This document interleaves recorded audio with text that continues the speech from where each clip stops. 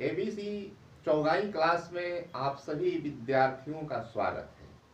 आज मैं लेकर आया हूँ लोहा से संबंधित ज्ञान, यानी लोहा का अध्ययन अर्थात स्टडी ऑफ आयरन। लोहा अति महत्वपूर्ण धातु है। ये प्राचीन काल से ही ज्ञात तत्व है। इससे अनेक प्रकार के पात्र, औजार, विभिन्न प्रकार की वस्तुएं बनाई जाती हैं। ये जाना पहचाना धातु है। हर व्यक्ति इसे जानता है और पहचानता है। तो आइए देखिए इसका अध्ययन एक नजर व्हाइट बोर्ड पर।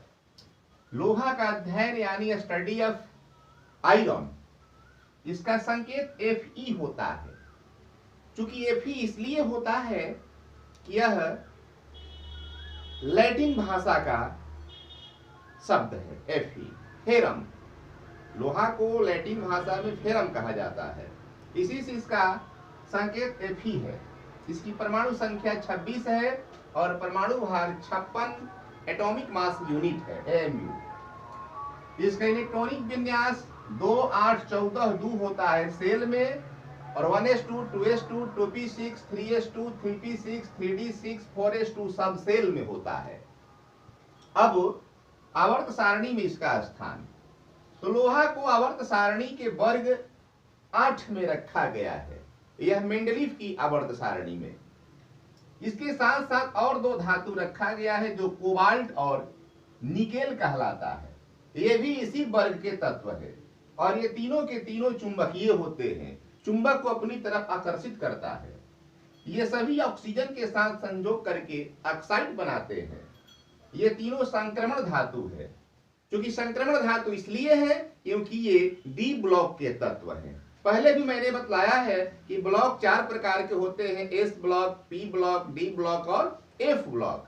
तो लोहा डी ब्लॉक के तत्व हैं और डी ब्लॉक के जितने भी तत्व होते हैं सभी के सभी संक्रमण होते हैं और इन्हें संक्रमण धातु कहा जाता है। ठीक है। आधुनिक आवर्त सारणी में भी ये वर्ग 8 के ही तत्व हैं। ये सभी के सभी विद्युत के सुचालक होते हैं। कौन? तो लोहा, कोबाल्ट और निकेल। ये आवर्त संख्या 4 में स्थित है। वर्ग संख्या इसका 8 आधुनिक में और ये 8 मेंडलीव की आवर्त सारणी में। इसकी ऑक्सीकरण अवस्था +2 और +3 दोनों होता है। अब लोहा के प्रमुख अयस्क, तो लोहा के तो प्रमुख अयस्क मुख्य 2 ही हैं, पर इसके 5 अयस्क हैं। हेमेटाइट Fe2O3, मैग्नेटाइट Fe3O4, इसके साथ siderite FeCO3, iron pyrites FeS2 और 5वां लिमोनाइट यानी 2Fe2O3.3H2O।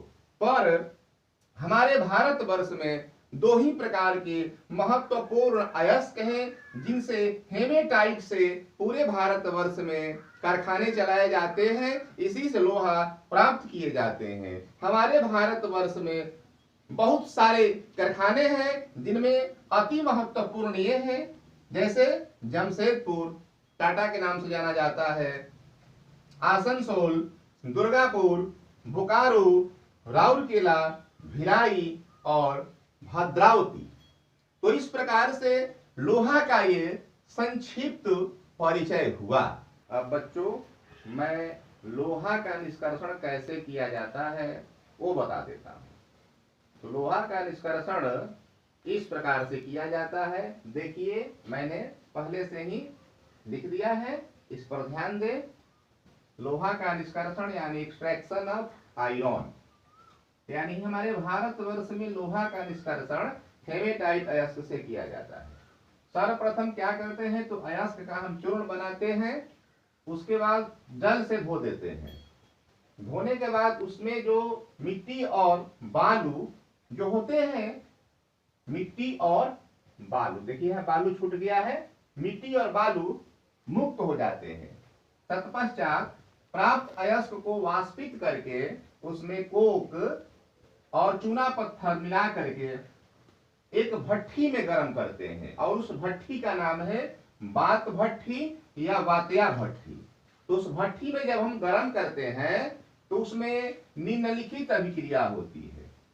जैसे कि इसमें जो कोक मिलाया जाता है तो कोक जल करके 1500 डिग्री सेल्सियस तापक्रम पर जल करके कार्बन डाइऑक्साइड बनाता है और हीट यानी ऊष्मा उत्पन्न करता है।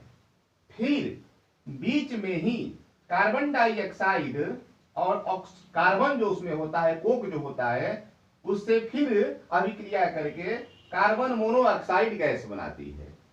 और तीसरे चरण में भट्ठी के सिरे के निकट जो CO गैस होता है वो हेमेटाइट अयस्क को अवकृत करके लोहा में परिणत कर देती है और कुछ Fe2O3 यानी हेमेटाइट का अवकरण कोक द्वारा भी होता है।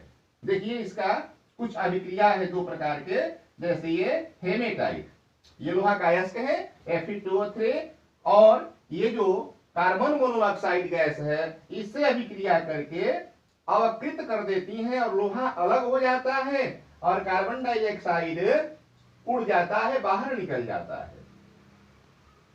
एक ये ही अभिक्रिया है, हेमेटाइट और कोक दोनों आपस में अभिक्रिया करके अवकृत कर देता है और लोहा अलग हो जाता है और कार्बन मोनोऑक्साइड गैस अलग हो जाता है। इस प्रकार जो लोहा प्राप्त होता है पिघला हुआ लिक्विड पदार्थ, वह भट्ठी की तली में एकत्र होता है, जिसे हम आवश्यकता अनुसार सांचों में ढाल लेते हैं। जो जैसी वस्तु बनानी हो हम बना लेते हैं। इसलिए वात्या भट्ठी के अंतर्गत अभिक्रिया होने से जो लोहा प्राप्त होता है उस लोहा को हम ढलवा लोहा कहते हैं। ढलवा लोहा इसलिए कहते हैं, इसे हम विभिन्न प्रकार के सांचों में आवश्यकता अनुसार ढाल देते हैं, इसीलिए इस लोहा को ढलवा लोहा कहा जाता है। अब लोहा की कौन कौन सी किस्में हैं उसके बारे में बताता हूं, सुनिए। लोहा की किस्में, वैरायटीज ऑफ आयरन। तो लोहा की 3 किस्में हैं। अभी जो मैंने प्राप्त किया लोहा निष्कर्षण के माध्यम से, ढलवा लोहा, कास्ट आयरन, और एक दूसरा लोहा होता है पिटवा लोहा, और तीसरा होता है इस्पात, जो लोहा का मिश्र धातु है एक प्रकार से। अब देखिए कि ढलवा लोहा क्या है। तो ढलवा लोहा में कार्बन की मात्रा अपेक्षाकृत अधिक रहती है और लोहा की अपेक्षा। इसमें 2 से 5% तक कार्बन की मात्रा रहती है। इसी कारण यह कठोर होता है और भंगुर होता है। इसमें और भी तत्व पाए जाते हैं, जैसे फास्फोरस, सिलिकॉन और मैग्नीज। ये 3 तरह के ये तत्व इसमें और पाए जाते हैं। कौन सा लोहा में? तो ढलवा लोहा में। अब दूसरे स्थान पर है पिटवा लोहा। देखिए पिटवा लोहा, तो पिटवा लोहा यह अपेक्षाकृत शुद्ध होता है, यह आघात वर्धनीय भी होता है। इस पर हम चोट यदि करते हैं, प्रहार करते हैं, तो ये बढ़ता है, ये तन में बहुत टाइट होता है, अतः इसे चादरें बनाए जाते हैं और तार भी बनाए जा सकते हैं। इसमें कार्बन की मात्रा बहुत कम रहती है। देखिए 0.12% से 0.25% तक। और तीसरा लोहा है इस्पात। यह लोहा और कार्बन का मिश्र धातु है, यानी कि लोहा और कार्बन मिला करके मिश्र धातु बनाया जाता है। यानी धातु ये मिश्र धातु है। ये 4 प्रकार के होते हैं। पहला मृदुल मुलायम इस्पात, दूसरा मध्यम इस्पात, और तीसरा कठोर इस्पात, और चौथा मिश्र इस्पात। तो मृदुल इस्पात जो होता है, इससे बिजली के वायर बनाए जाते हैं, तार बनाए जाते हैं और विभिन्न प्रकार की चादरें बनाई जाती है। और ये जो मध्यम इस्पात है, इससे रेलवे लाइन बनाया जाता है, पुल बनाया जाता है और बिल्डिंग में प्रयुक्त होने वाले लोहे की वस्तु बनाई जाती है। और जो तीसरा कठोर इस्पात है, हार्ड स्टील, इससे विभिन्न प्रकार के औजार बनाए जाते हैं। और ये जो चौथा मिश्र इस्पात है, इससे विभिन्न प्रकार के बर्तन बनाए जाते हैं। मिश्र इस्पात 5 प्रकार के होते हैं। देखिए जैसे मिश्र इस्पात के प्रकार, पहला है स्टेनलेस इस्पात, इन्हें स्टेनलेस स्टील भी कहा जाता है। इसमें 3 प्रकार के तत्व होते हैं, क्रोमियम, निकेल और आयरन। क्रोमियम और निकेल 15% उपस्थित रहता है और 85% Fe होता है। यह बड़ा ही कठोर होता है। इससे ब्लेड बनाया जाता है और जो घरों में प्रयोग होने वाले बर्तन जो हैं, थाली, लोटा, कटोरा, गिलास वगैरह, वे सब बनाए जाते हैं। यह स्टेनलेस स्टील यानी स्टेनलेस इस्पात। दूसरा है क्रोम इस्पात या क्रोम स्टील। क्रोम स्टील में 2 से 4% क्रोमियम होता है और 96 से 98% आयरन होता है। यानी जब 2% क्रोमियम होता है तो 98% होता है आयरन, और जब 4% क्रोमियम होता है तो 96% होता है आयरन। यही कठोर इस्पात है। इससे तिजोरी बनाया जाता है, पत्थर काटने वाली आरी बनाई जाती है इससे।